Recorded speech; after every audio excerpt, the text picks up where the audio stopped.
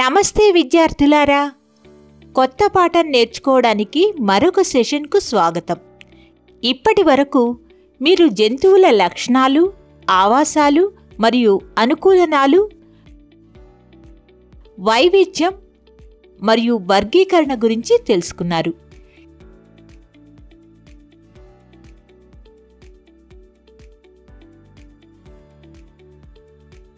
ఈ వీడియోలో జంతువులు ఏమి తింటాయి అనే విషయాన్ని తెలుసుకుంటారు. అవి వాటి ఆహారం కోసం ఎలా శోధిస్తాయి మరియు అవి ఆహారాన్ని ఎలా తింటాయి? 6వ తరగతి సామాన్య శాస్త్రంలోని జంతువులు ఏమి తింటాయి అనే పాఠాన్ని వివరంగా తెలుసుకోవడానికి ఈ సెషన్లో నాతో చేరండి. అభ్యాస ఫలితాలు. ఈ అంశాన్ని చదివిన తర్వాత మీరు వీటిని అర్థం చేసుకుంటారు. జంతువులు ఆహారాన్ని ఎలా శోధిస్తాయో మరియు గుర్తిస్తాయో అర్థం చేసుకుంటారు. జంతువులు తమ ఆహారాన్ని ఎలా సేకరిస్తాయో తెలుసుకుంటారు. నెమరు వేసే జంతువులు ఎలా తింటాయో తెలుసుకుంటారు.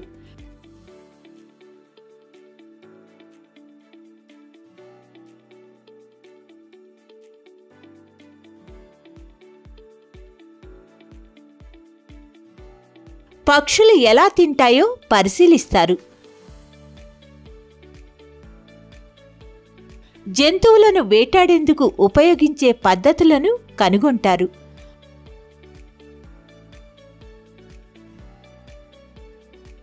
ఆహారపు గొలుసులను అర్థం చేసుకుంటారు.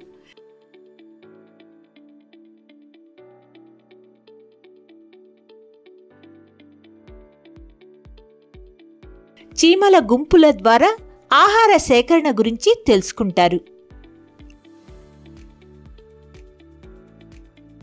కీలక పదాలు: ఆహారపు గొలుసు,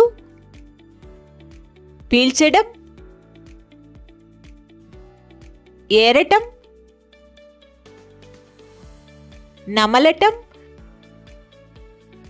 సహజ పారిశుధ్య కార్మికులు,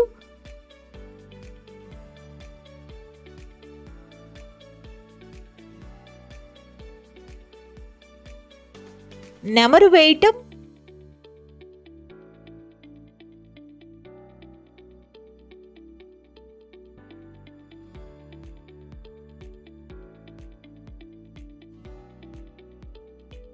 నిశాచరులు. జంతువులు ఏమి తింటాయి మరియు జంతువుల ఆహారపు అలవాట్లపై భావనా పటాన్ని పరిశీలిద్దాం.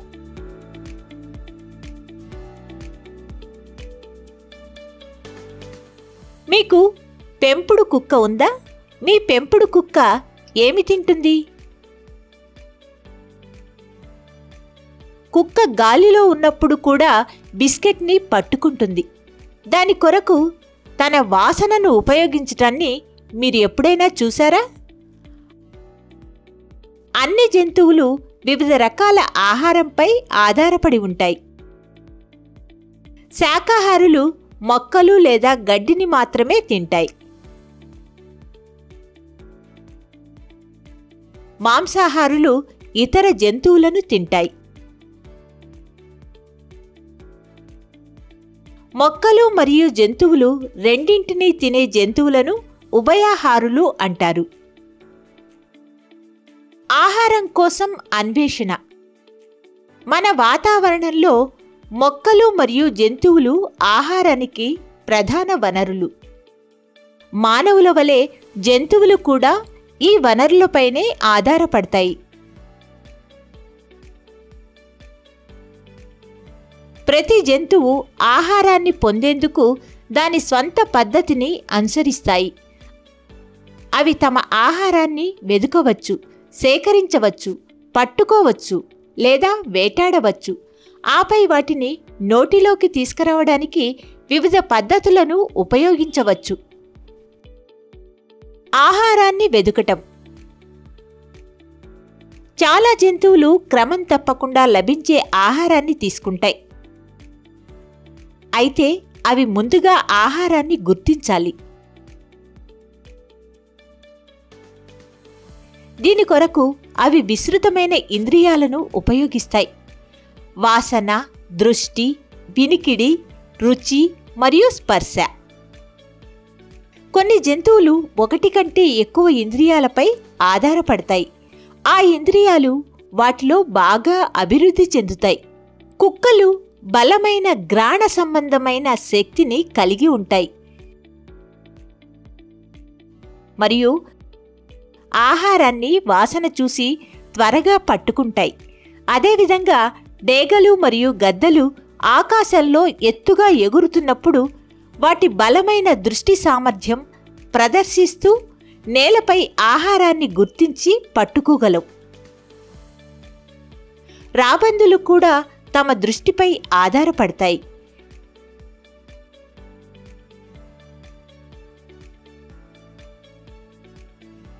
గబ్బిలాలు వాటి వినికిడిపై ఎక్కువగా ఆధారపడతాయి. అయితే కొన్ని సరీసృపాలు ఆహారాన్ని రుచి చూసి గుర్తిస్తాయి. పాండ్ స్కేటర్ ఇతర కీటకాలను తినే ఒక కీటకం. ఇది ఉపరితలంపై చిక్కుకున్న కీటకాల ద్వారా ఉత్పన్నమయ్యే నీటి అలలను గుర్తిస్తుంది. చెరువుకు ఎదురుగా ఉన్న అలలను పోల్చడం ద్వారా పోరాడుతున్న కీటకాల కాళ్ల కారణంగా ఏర్పడిన అలలతో పాండ్ స్కేటర్ దూరాన్ని లెక్కించి దాని ఎరను పట్టుకోవడానికి కదులుతుంది.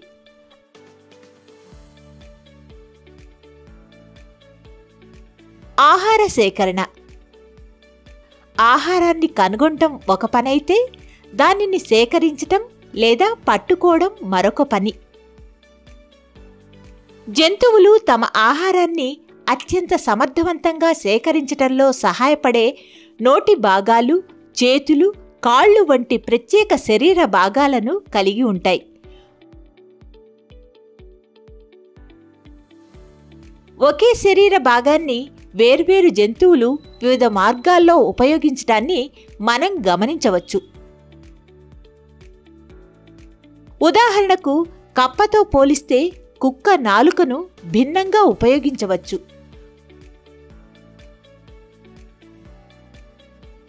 కుక్క తన నాలుకను నాకడానికి ఉపయోగిస్తుంది. అయితే కప్ప ఆహారాన్ని పట్టుకోవడానికి మరియు మింగటానికి దాని నాలుకను ఉపయోగిస్తుంది. అదనంగా వేర్వేరు జంతువులు ఒకే రకమైన ఆహారాన్ని తినడానికి వేర్వేరు శరీర భాగాలను ఉపయోగించవచ్చు. ఇక్కడ ఒక ఉదాహరణ ఇవ్వబడింది. కోళ్లు కీటకాలను ఏరుకోవడానికి వాటి ముక్కులను ఉపయోగిస్తాయి. అదే ప్రయోజనం కోసం కప్పలు తమ నాలుకను ఉపయోగిస్తాయి. ఒకే విధమైన జంతువుల సమూహాలలో ఒకే శరీర భాగాన్ని వివిధ మార్గాల్లో ఉపయోగించవచ్చు. ఉదాహరణకు వివిధ పక్షుల జాతి ముక్కులు వివిధ రకాల ఆహారాన్ని తినడానికి అనువుగా ఉంటాయి. జంతువులు తినే ఆహార రకం మరియు దానిని సేకరించేందుకు ఉపయోగించే పద్ధతులు జంతువు యొక్క ఆహారపు అలవాట్లను నిర్వచిస్తాయి. పక్షుల ముక్కు ఆకారాలు వాటి ఆహారంతో మారుతూ ఉంటాయి మరియు వివిధ పక్షి జాతులను గుర్తించడంలో కూడా అవి సహాయపడతాయి. ఉదాహరణకు వడ్రంగి పిట్టలు పొడవాటి బలమైన ముక్కులను కలిగి ఉంటాయి. బెరడు పొర కింద ఉన్న చీమలను మరియు చీడలను తినటానికి వాటి ముక్కులు సహాయపడతాయి. కొంగలు నీటిలో చేపలను పట్టుకోవడానికి అనువుగా ఉండే పొడవాటి ముక్కులను కలిగి ఉంటాయి. అయితే డేగలు ఎర యొక్క చర్మాన్ని చింపి మాంసాన్ని బయటికి తీసేందుకు అనువుగా ఉండే వంకర తిరిగిన ముక్కులను కలిగి ఉంటాయి.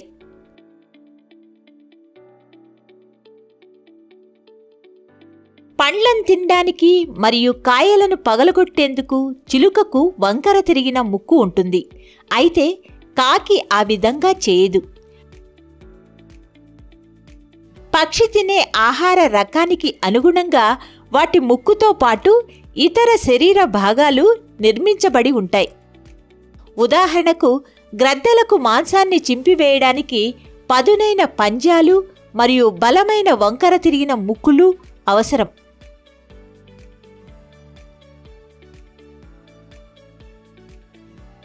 అయితే తేనెను పీల్చే హమ్మింగ్ బర్డ్లకు పొడవైన సన్నని ముక్కులు అవసరం మరియు వాటికి పదునైన పంజాలు అవసరం లేదు. మన పరిసరాలలో నివసించే కాకులు తరచుగా వ్యర్థాలు, కుళ్ళిన ఆహారం మరియు చనిపోయిన జంతువులను తింటాయి. పర్యావరణాన్ని శుభ్రంగా ఉంచటంలో అవి సహాయపడతాయి. దీనికి కారణంగా వాటిని సహజ పారిశుధ్య కార్మికులు అంటారు. రాబందులు కూడా ఈ కోవలోకి వస్తాయి. కప్ప దాని ఆహారాన్ని పట్టుకోవడానికి ఆసక్తికరంగా ఉంటుంది. కప్ప తన జిగట నాలుకను కీటకం వైపుకు విస్తరిస్తుంది. కీటకాలు నాలుకకు అంటుకుంటాయి. కప్ప కీటకాన్ని నోటిలోకి లాగిన తర్వాత మింగుతుంది. ఆవులు వంటి అనేక జంతువులు ఆహారం కోసం మొక్కలపైన ఆధారపడి ఉంటాయి మరియు అవి శాకాహారులుగా వర్గీకరించబడ్డాయి. ఆవులు, మేకలు, గేదెలు, గొర్రెలు, జిరాఫీలు, ఒంటెలు, ఏనుగులు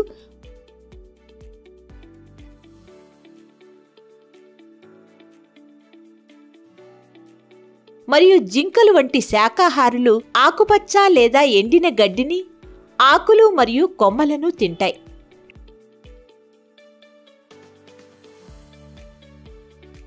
ఆవులు, గేదెలు మరియు ఒంటెలు వంటి జంతువులు తమ ఆహారాన్ని త్వరగా నమిలి మింగి తమ కడుపులో ఒక భాగంలో నిల్వ చేస్తాయి.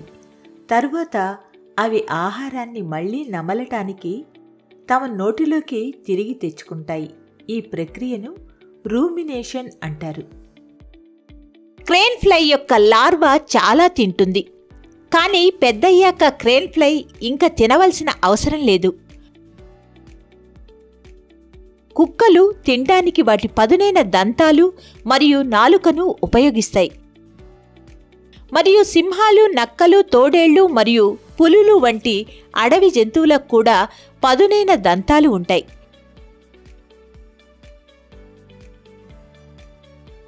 వేటాడే జంతువులకు పరిగెత్తడానికి బలమైన కాళ్ళు, ఎరను పట్టుకోవడానికి పదునైన పంజాలు మరియు మాంసాన్ని చీల్చడానికి పదునైన దంతాలు ఉంటాయి.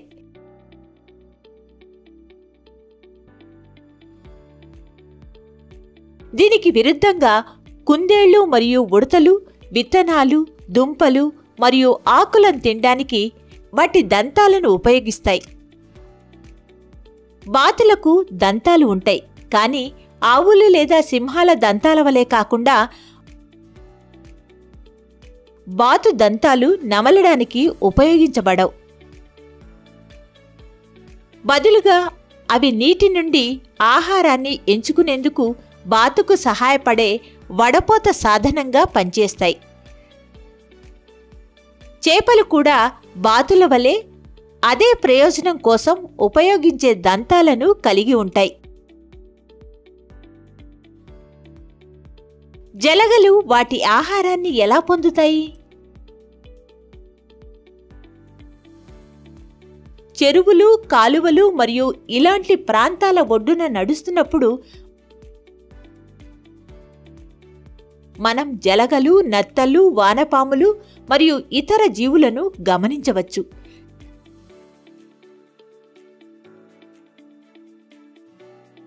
జలగలు గ్రామీణ ప్రాంతాల్లో బాగా తెలిసిన జీవులు. ఇక్కడ అవి కొన్నిసార్లు జంతువుల చర్మంపై కనిపిస్తాయి. జలగలు చూషకాలు అని పిలిచే ప్రత్యేక నిర్మాణాలను ఉపయోగించి చర్మానికి అంటుకుని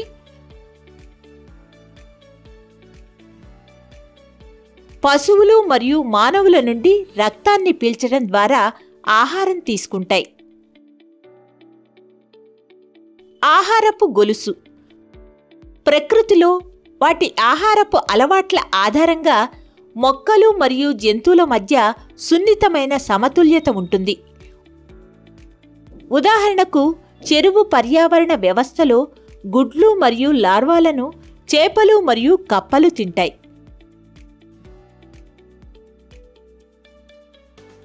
అవి కొంగలకు ఆహారంగా మారతాయి.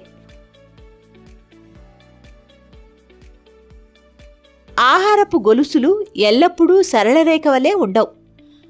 అవి ఒకదానితో ఒకటి అనుసంధానించబడి మరియు శాఖలుగా విడిపోయి ఉంటాయి మరియు ఆహార జాలకం అని పిలువబడే సంక్లిష్ట నెట్వర్క్ను ఏర్పరుస్తాయి. భారీ ఏనుగుల నుండి చిన్న చీమల వరకు అనేక జంతువులు గుంపులుగా నివసిస్తాయి.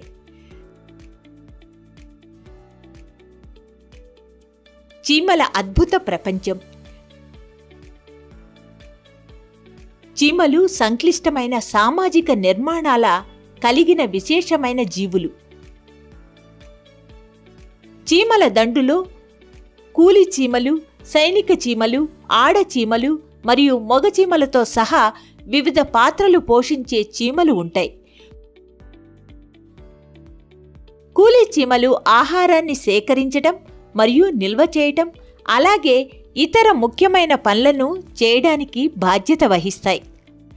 కొన్ని చీమల జాతులు తేనెను ఉత్పత్తి చేసే ఎఫిడ్స్ అనబడే చిన్న కీటకాలను పెంచుతాయి. అదనంగా చీమలు అధునాతన వ్యవసాయ పద్ధతులను అనుసరిస్తాయి. అవి ఆకులను ముక్కలుగా కత్తిరించి పడకలను సృష్టిస్తాయి మరియు వాటిపై ఆహార ఉత్పత్తి చేసుకోవడానికి ఫంగస్ను పెంచుతాయి.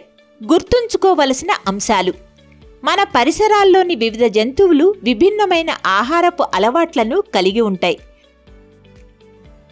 జంతువులు ఆహారం తీసుకోవడానికి వివిధ పద్ధతులను ఉపయోగిస్తాయి. వాటిలో పీల్చడం, నాకడం, ఏరుకోవడం మరియు నమలటం మరియు మింగటం వంటివి ఉంటాయి. ఆహార రకాన్ని బట్టి పక్షుల ముక్కులు మారుతూ ఉంటాయి. ఇతరులను వేటాడే అడవి జంతువులు సాధారణంగా పదునైన దంతాలు, బలమైన కాళ్ళు మరియు పదునైన పంజాలు కలిగి ఉంటాయి. జంతువులను వాటి ఆహారం ఆధారంగా 3 రకాలుగా వర్గీకరిస్తారు: శాకాహారులు, మాంసాహారులు మరియు ఉభయాహారులు. ఆహార గొలుసు వాటి ఆహారపు అలవాట్ల ఆధారంగా జంతువుల మధ్య సంబంధాన్ని వివరిస్తుంది. ప్రకృతిలోని వివిధ జీవుల ఆహారం కొరకు పరస్పర ఆధారపడటాన్ని ఆహార గొలుసు ప్రదర్శిస్తుంది.